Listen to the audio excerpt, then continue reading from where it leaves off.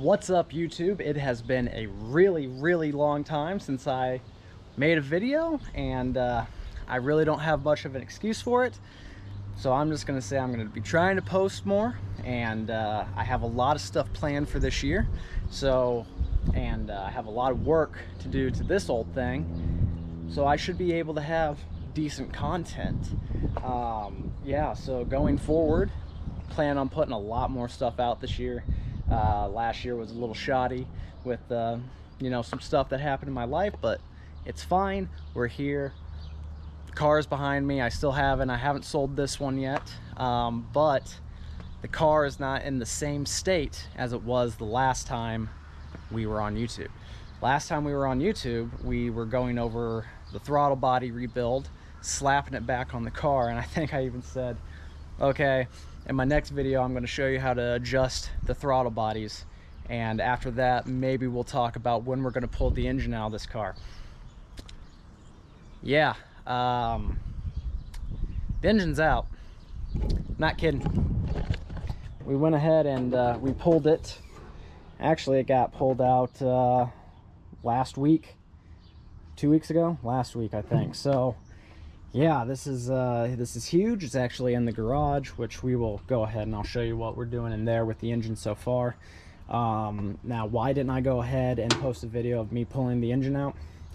One of two things. I had to do this in my spare time while I've been working, and it's been really cold outside, so I kind of been like back and forth on the days. I'd come out here, do a couple things here and there, and then finally I got it pulled. The other thing is there are so many videos on YouTube on how to pull a small block Chevy out of a car. That's, to me, I was just kind of like, you know what, maybe I'll go ahead and not be like everyone else and post a video on how to do it, but rather we'll do the tear down, the building process of the engine. Now, there's a lot of those, but not a lot of them are done with Crossfire. So I feel like that's going to be more, it's going to be better content to watch. So don't worry, we'll do a video of it being put back in the car, first startup, all of that. But as the car sits right now, the engine is out. I actually have the transmission sitting on some 2x4s down there. I need to get the engine out, or the transmission out, which I was going to pull the engine out, or the transmission out with the engine. Gosh darn it, holy cow, why can't I talk today? I was going to pull the transmission out with the engine, but it doesn't matter. The transmission's sitting there. We're getting it out here soon. It's not just going to sit on the concrete. But the other thing I have decided to go ahead and do is, now that the engine's out, thanks to LSX Matt and watching his video, I have decided that maybe I should just go ahead, pull everything out of the engine bay, fix a couple of the rusty spots in here like the battery tray, and then I think if you've watched my other videos, we have a couple little pinholes right there, so we'll fix that up too. And then we'll also take the K-member out of the front here, get that painted up so we don't just have a rusty K-member sitting in a freshly painted and fixed up engine bay.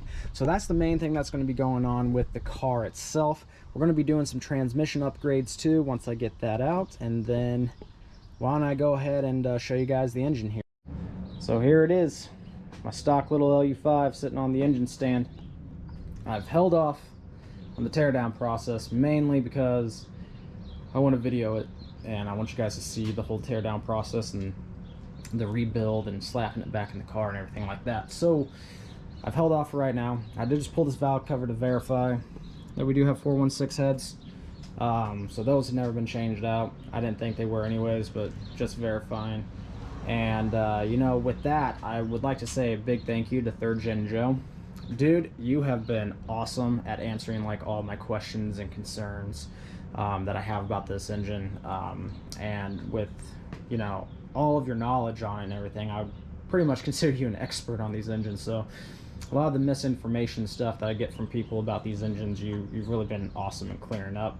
Also, I'm going to take your word a little bit more over the people who are telling me just to tear this off and throw a carburetor on it. But I also want to say that all the stock air pump system and hoses and everything is over there, so I am keeping it. It's not going to go back on the build.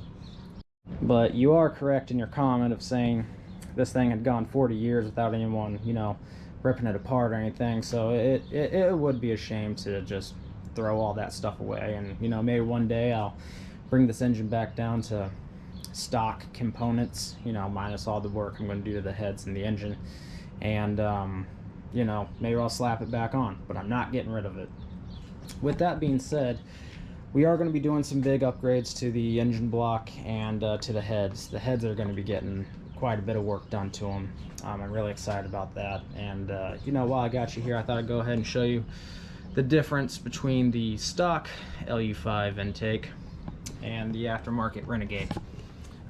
Specifically in the runners are look like they're quite a bit, you know, larger, and they're kind of angled upwards, like towards where the fuel would be coming down from the throttle body. So I actually think that this intake's going to run really well with the setup that I'm going to be doing. Now I compare that to the stock one. It is a cast intake, and the openings along the runners are like really rough, and like my fingers are catching on the metal and everything around here. They're not that great. However, with the small cam that's in here, for all of you that have thrown a Renegade intake onto a stock LU5, I've heard mixed things. I've heard that the engine will, you know, run really well up to about 4,000 RPM, then flutter and fall on its face. But I haven't experienced that, well, mainly because I never put it on, but I've heard that's a thing. So I'm kind of hoping with all the upgrades that I'm going to be doing with the bigger cam and all that, hopefully I'll be able to take this thing up into 5, maybe even 5,500 RPM, and that intake should be able to get me there.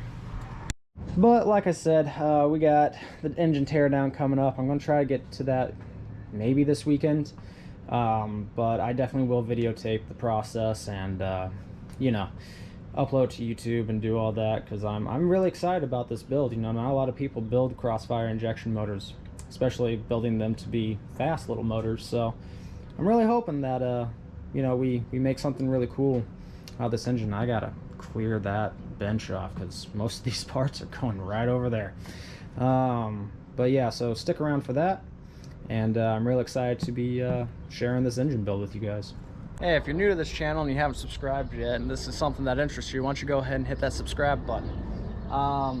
You know, leave a comment down below, you know, how you think the inside of that engine is going to look when I tear it down.